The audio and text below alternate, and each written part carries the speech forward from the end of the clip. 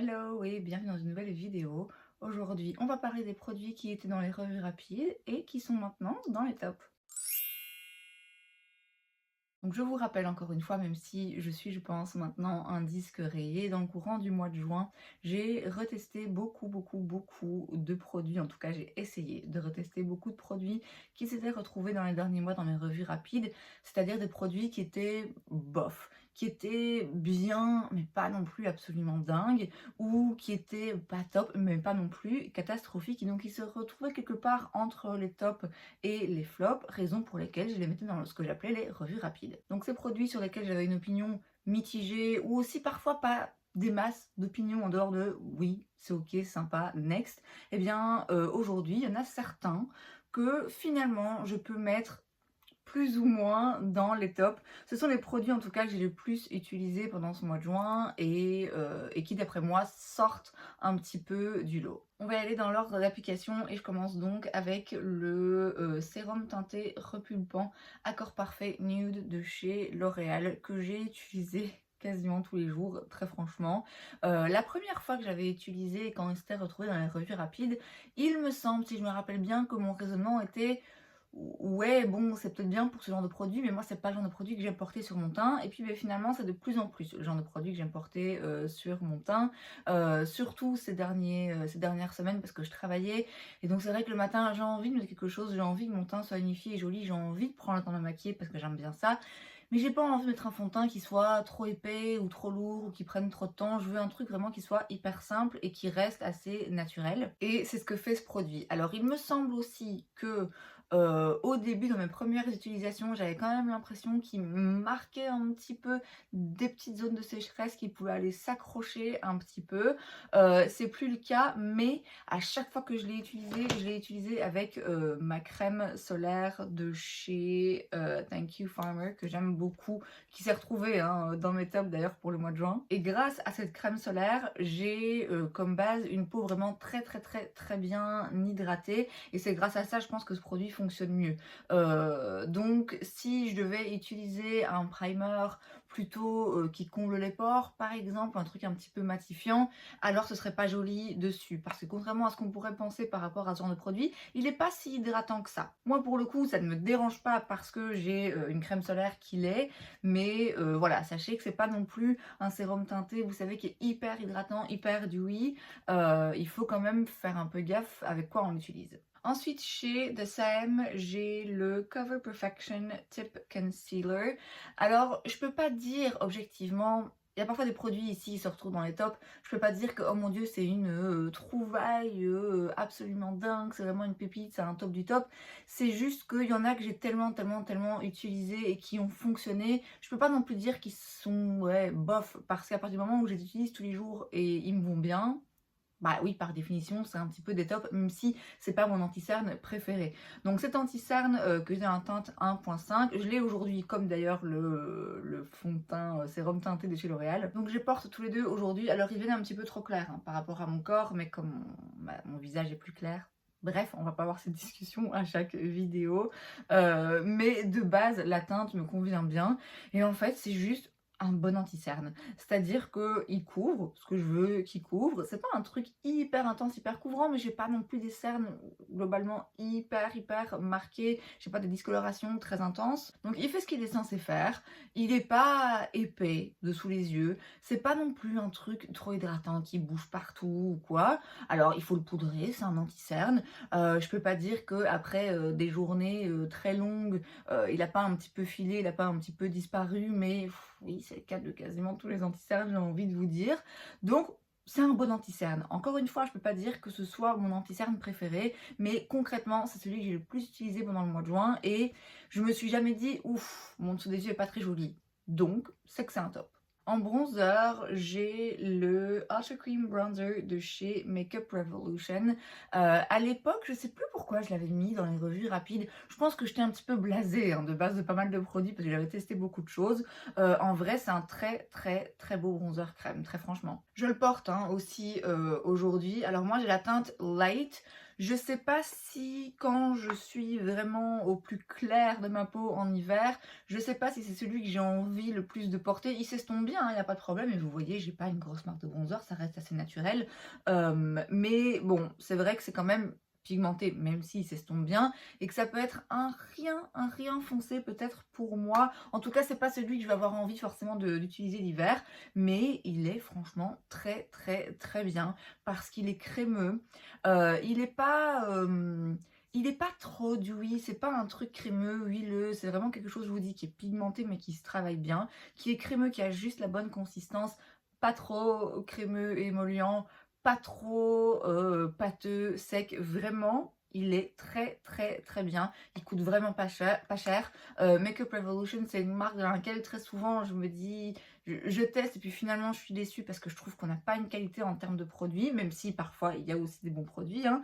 Là, c'est vraiment un très très très bon produit. En blush, tout d'abord chez Honest Beauty, j'ai le Cream Cheek and Lip Color que j'ai dans la teinte Peony Pink que je porte aussi aujourd'hui. Que pareil, je pense qu'à l'époque je l'avais mis dans les revues rapides parce que ah voilà, oui, c'est un blush crème, il est très joli, il n'y a pas de problème, mais voilà, c'est un blush crème, j'en ai des milliers des cents, donc à un moment donné, il passe un petit peu, oui, je l'oublie un petit peu parmi les autres. Et en vrai, je l'ai pas mal utilisé et je dois bien admettre que c'est un très beau blush, très franchement. Alors, est-ce qu'il y a d'autres blushs crème que je préfère parce qu'ils ont des textures vraiment très spéciales? Oui. Est-ce qu'il y a d'autres couleurs que je préfère? Oui. Mais en soi, la couleur est vraiment très très belle. Alors, on dirait comme ça que c'est très rose un petit peu nude, mais en vrai, je sais pas si vous voyez, ça fait vraiment juste un petit pop de couleur, pardon, bien vitaminé, ça donne bonne mine, je trouve ça vraiment très joli. Il est très longue tenue. Franchement, je suis assez surprise parce que, bon, les blush crème, ça peut parfois un petit peu disparaître, et là, il bouge pas, il se voit toujours même en fin de journée, alors que pourtant, vous voyez, bon, c'est quand même assez discret, hein, mais il se voit toujours. Il est très joli, c'est une très belle formulation. On est sur un blush qui est pigmenté mais qui se travaille bien. Donc j'ai vraiment rien de négatif à dire, que du contraire, c'est un très beau blush. Les blushs crème, bon maintenant voilà, encore une fois, hein, il y en a tellement qui sont top que bon, forcément ils se perdent un petit peu dans le mix et tous finissent par se confondre. Il y en a plein qui sont très bien, mais je sais que à l'époque quand il est sorti, il n'y avait pas encore beaucoup de blush crème, je vous parle de ça il y a des années, et donc forcément c'était un petit peu, c'était à l'époque d'autant plus spécial et d'autant plus joli comme formulation. Ça l'est toujours, c'est juste que bon, c'est moins récent, donc il est un petit peu plus oublié. Mais c'est un très très beau blush crème, aussi bien en termes de formulation que de couleur que de tenue. Un autre blush, mais en poudre cette fois-ci, c'est le Pure Nude Baked Blush de chez Essence. Moi, j'ai la teinte Bold Heart. Alors, je sais pas si vous verrez que le truc, là, il commence à être bien aplati. Normalement, le blush est bombé, c'est un blush cuit. Et là, ben oui, il est de plus en plus plat parce que j'ai vraiment beaucoup utilisé. Pareil hein, que pour les produits que je viens de vous mentionner. Il était un petit peu passé inaperçu dans mes revues rapides parce que ouais, j'ai tellement de blush, très joli, mais à un moment donné, qu'est-ce qui fait que celui-là est spécial? Eh bien, ce qui fait que celui-là est spécial, c'est qu'il a un très joli fini. Alors, il faut faire attention avec cette gamme, parce qu'il y a pas mal de couleurs, et il y en a qui sont plus lumineux que d'autres. Moi, la raison pour laquelle j'aime celui-ci, c'est parce que il est satiné, plus que lumineux, donc il est lumineux, vraiment juste ce qu'il faut. Moi, les blushs lumineux qui sont vraiment un petit peu iridescents, qui ont des perles à l'intérieur, c'est parfois un petit peu beaucoup trop lumineux pour moi. Ici, c'est juste parfait parce que c'est pas un blush mat qui tombe à plat, mais il n'y a pas... Ouais, il n'y a pas d'iridescence, c'est pas, on se retrouve pas avec un truc pailleté, c'est juste, je le porte pas aujourd'hui, je sais pas pourquoi je vous montre ma joue, c'est juste un très beau blush qui du coup a un très joli fini, qui n'est pas mat, qui n'est pas asséchant, qui tombe pas à plat, qui donne un effet un petit peu plus encore joue rebondi, qui réfléchit bien la lumière, très joli blush. C'est pigmenté, mais le fait que ce soit une poudre cuite fait que ça se travaille vraiment très facilement. Un très joli produit, franchement, qui a fait le buzz hein, l'année passée. Et à l'époque, je me disais, oui, ok, c'est joli, mais sans plus. Je comprends pourquoi, c'est un très beau blush et ça a été un petit peu un infaillible, un blush que j'utilisais tout le temps pendant le mois de juin. Alors en poudre, j'ai la Easy Bake and Snatch de chez Huda Beauty. Alors, c'est pas exactement un top, je vous explique. À l'époque, dans mes revues rapides, j'en avais dit que j'avais été déçue parce que moi je m'attendais à ce que ce soit une version compacte en fait, simplement de leur poudre libre que j'adore, qui est hyper intense mais qui est vraiment hyper floutante, hyper matifiante.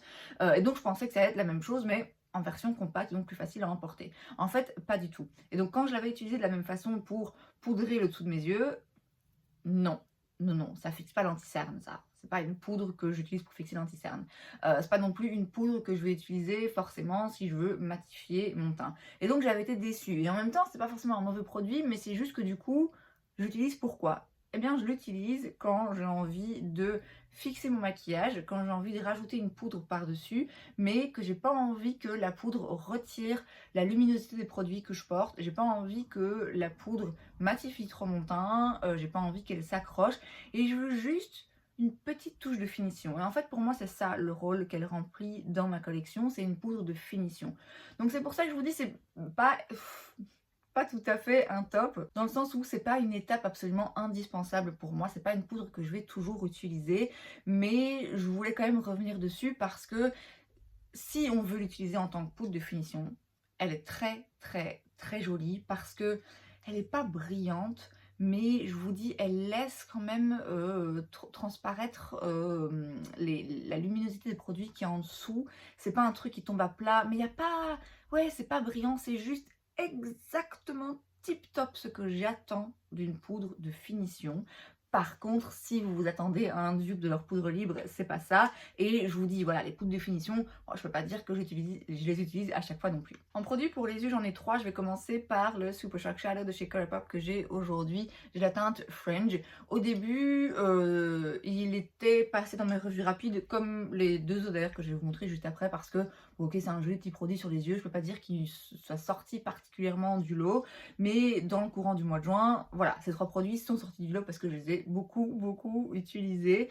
Les Super Shock Shadow de chez Colourpop, ils sont absolument incroyables. Je pense que, ouais, dans mes revues rapides, c'est passé inaperçu parce que, ouais, sans doute, j'avais testé beaucoup de choses à l'époque et peut-être que j'étais juste pas d'humeur à utiliser ce genre de produit, mais c'est vrai qu'en travaillant, c'est exactement ce genre de produit que j'ai envie d'utiliser. C'est-à-dire que j'ai envie de mettre un petit truc sur mes yeux qui soit joli, qui soit lumineux, qui reflète la lumière, mais j'ai pas envie d'un truc hyper intense, j'ai pas envie d'un truc qui soit compliqué à travailler, j'ai envie d'un truc qui tienne, et ça, c'est vraiment ce que ça m'offre. Alors, c'est pas une révolution, hein, j'ai envie de vous dire, les Super Shock Shadow de chez Colourpop, ils existent depuis un moment, et on sait depuis très longtemps que c'est vraiment des top produits, mais c'est vrai que pour le coup, je l'ai expérimenté à force de l'utiliser encore et encore et encore au mois de juin. Je me suis bien rendu compte que c'était un produit vers lequel je retournais toujours parce que il est juste vraiment très joli. Et c'est vrai que du coup, j'ai très envie de me prendre d'autres teintes. Mais ces genres de produits, voilà, on peut en avoir qu'un. Et toutes les teintes, n'importe lesquelles en fait, va être jolie. C'est juste à chaque fois joli sur les yeux. Chez Moira, j'ai le Lucent Cream Shadow dans la teinte Orion. Alors, c'est un petit fard à paupières mono comme ça. C'est pas exactement... C'est pas à 100% une crème, c'est pas à 100% une poudre, c'est vraiment une petite texture particulière. C'est très joli. Alors c'est moins intense hein, que d'autres produits que j'ai de chez Moira de ce genre. Les petits fards à paupières liquides qui sont hyper intenses, les Star Show Shadow Pot de chez Moira qui sont hyper pailletés. Là on est sur quelque chose de plus discret et donc c'est pour ça aussi que j'étais un petit peu tomber entre plutôt dans les bofs je dirais parce que c'est moins impactant, c'est moins impressionnant mais c'est très joli. C'est très joli, c'est très flatteur, la couleur est jolie, c'est passe-partout, hein, c'est rien d'extraordinaire, vous voyez, on se dit pas waouh, qu'est-ce que t'as sur les yeux, mais juste c'est joli en fait. C'est joli et ça fonctionne et contrairement à d'autres produits Moira qui sont très jolis et beaucoup plus intenses et beaucoup plus impressionnants, ça c'est un peu plus facile à utiliser parce que c'est pas un truc où il risque d'avoir des chutes, c'est pas un truc où on a besoin de bien le travailler, c'est juste on prend son doigt, on fait ça vite fait, on tapote et hop, ça fonctionne. Toujours de chez Moira, j'ai maintenant le Everlast Shimmer Cream Shadow. J'ai la teinte Metallic Taupe, ouais c'est ça, Metallic Taupe. Alors là, c'est un petit produit crémeux que je trouve vraiment très bien. Encore une fois, beaucoup moins impactant même que celui que je viens de vous montrer. Là, c'est vraiment juste quelque chose de satiné et lumineux, mais qui du coup va être flatteur sur tout type de paupières. Et il n'y a rien à faire, je vieillis les gars, je vieillis. Et donc il y aura un jour où je serai d'autant plus contente d'avoir ce genre de petits produits qui sont lumineux, qui reflètent la lumière, qui agrandissent le regard, qui sont très jolis, mais qui sont flatteurs sur des paupières un petit peu ridées. C'est vraiment un très joli produit que j'ai utilisé seul, que parfois aussi j'ai rajouté un petit peu de celui-là au centre pour rajouter un petit peu plus de brillance et rajouter un petit côté un petit peu plus oui, un petit peu plus pailleté, un petit peu plus intense, mais c'est vraiment un très très joli produit qui n'a l'air de rien, hein, comme ça, très franchement, et je vous l'accorde, c'est rien de waouh, extraordinaire, mais encore une fois, au quotidien, ça fonctionne, ça tient bien, et c'est juste très très flatteur. J'ai encore une fois très envie de me prendre d'autres teintes, parce que je pense que c'est le genre de produit qui est aussi assez, assez versatile. On peut aussi utiliser un petit peu en base, je vous dis, sur lequel on vient rajouter quelque chose de plus brillant, mais pour être sûr que ça accroche bien. C'est ouais, un très très beau produit. J'ai cru comprendre que ça ressemblait énormément et que ça dupait les produits de ce genre de chez Charlotte Tilbury. Moi, j'ai pas celui de Charlotte Tilbury, donc je peux pas vous dire en termes de formulation si c'est pareil, mais voilà, c'est le même genre de produit et en ce qui me concerne, celui-là, il marche très bien. En mascara, j'ai le Curl Fix de chez Etude que je porte aujourd'hui. Alors seul, non, seul pour moi, il est pas très intéressant, il est pas assez, assez intense, même quand je veux un truc léger comme c'est le cas aujourd'hui au quotidien. La brosse, vous voyez, il y a un petit peu un côté plus plat et un côté plus large. Bon, ça, je sais pas si je suis particulièrement fan. Et puis finalement, dans l'utilisation, c'est assez facile parce que du coup, je prends le côté plus plat pour venir les chercher vers l'intérieur. Par contre, quand j'utilise avec la base de chez Essence, puisque je l'utilise maintenant très souvent avec mes mascaras, donc quand je l'utilise avec la base de chez Essence, c'est ce que j'ai fait aujourd'hui. Là, j'ai un résultat plus intense, qui reste quand même assez naturel, mais ce que j'aime beaucoup avec ce mascara, c'est qu'il tient très bien la courbure. Il s'appelle Curl Fix, et pour le coup, parfois je vous avoue que j'ai un petit peu du mal à voir, bon, est-ce que vraiment les mascaras recourbants, recourbent et tiennent? Celui-là, oui, celui-là, je vois vraiment la différence où, en effet, les cils sont bien recourbés et le reste. Donc, alors encore une fois, je peux pas dire que ce soit mon mascara préféré, mais concrètement, je l'ai beaucoup utilisé en combinaison avec la base essence. Et enfin pour les lèvres, j'ai tout d'abord le Superstay Vinyl Ink de chez Maybelline. Je l'avais mis dans les revues rapides parce que j'avais déjà testé le produit dans une autre couleur, ça c'était juste une nouvelle teinte, et donc c'était pas une découverte. Ça reste un top quand même, hein. J'aurais dû le mettre dans les tops dès le début parce que c'est une très belle formulation, très franchement. Alors j'aurais pu le mettre aujourd'hui, il aurait très bien été avec ma tenue, mais je vais travailler, j'ai pas envie d'avoir un rouge à lèvres rouge hyper intense toute la journée. Mais c'est vraiment un rouge à lèvres rouge hyper intense qui tient toute la journée. C'est une formulation intéressante, c'est pas aussi brillant, ça n'a pas un effet aussi, oui, aussi glossy et laqué qu'on pourrait le croire, mais c'est un truc qui est sans transfert et qui tient et qui est confortable et qui n'est pas à 100% mat. Vraiment une très très chouette formulation, c'est pas une découverte, mais je voulais quand même le replacer dans les tops parce que c'est là qu'il a sa place. Et on termine avec dans les lèvres également le je ne sais plus le nom parce qu'il est juste marqué Mood. Donc c'est un Mood quelque chose chez Perry Para que j'ai dans la teinte numéro 4 que j'ai pas mis aujourd'hui parce que ça n'allait pas avec mon look et aussi parce que j'aime tellement mon petit baume de chez Dior que c'est celui-là que j'ai envie de mettre tous les jours. Mais c'est un très très beau produit pour porter au quotidien. C'est le même genre hein, de formulation finalement que le baume de chez Dior, c'est-à-dire qu'on est sur un truc qui est un peu hydratant et un peu lumineux, mais pas trop. C'est pas un truc glossy, c'est pas un truc pailleté. C'est un truc qui tient quand même, qui quand il s'estompe naturellement. On est sur une couleur qui est pas hyper intense, c'est pas hyper pigmenté, hyper opaque, mais ça se voit quand même, ça vient légèrement teindre les lèvres, c'est juste très joli. Et donc pour porter au quotidien un truc facile, qui soit joli, qui magnifie vos lèvres sans non plus trop changer le rendu, vous voyez, c'est vraiment un petit produit qui est parfait pour ça. La seule chose que je pourrais lui reprocher, mais ça c'est ma faute, c'est que la couleur est un petit peu plus rose mauve froide que ce que j'aime d'habitude, mais bon, c'est moi qui l'ai choisi. Il n'empêche que c'est un produit que j'ai pas mal utilisé et que j'ai trouvé vraiment très agréable, très joli à porter. Et voilà donc pour les produits pour lesquels j'ai changé d'avis, ceux qui sont sortis vainqueurs de tout ce mois de test du mois de juin, ceux qui sont partis de la catégorie bon ouais, bof, c'est ok sans plus, ah bah tiens finalement je les ai utilisés tout le temps et je les ai adorés. Et c'est donc tout pour cette vidéo, j'espère que ça vous a plu. Si c'est le cas, n'hésitez pas à laisser un like, vous pouvez aussi vous abonner à ma chaîne parce que c'est gratuit donc pourquoi pas. Et moi je vous vois la prochaine fois. Bye.